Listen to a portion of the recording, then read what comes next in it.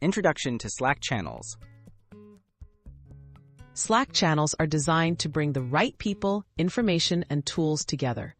Setting up channels effectively can transform how your team collaborates. In this guide, you'll learn essential steps for creating, naming, and managing Slack channels, ensuring communication stays clear and productive.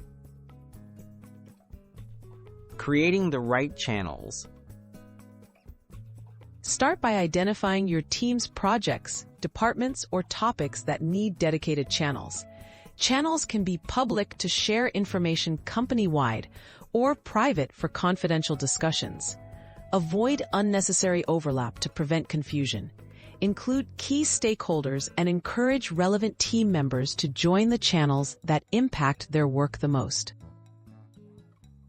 Organizing and naming channels.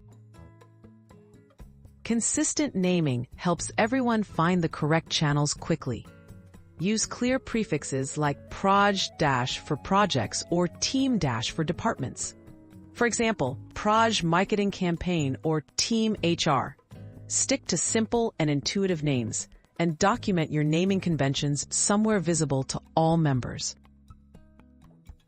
Setting channel guidelines. Define the purpose of each channel in the channel description.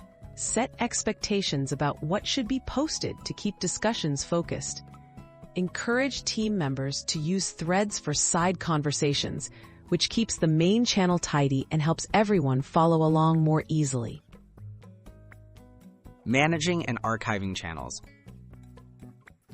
Regularly review channels to remove outdated ones or update their purpose.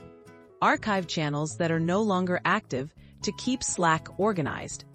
Empower moderators to manage membership and maintain channel relevance.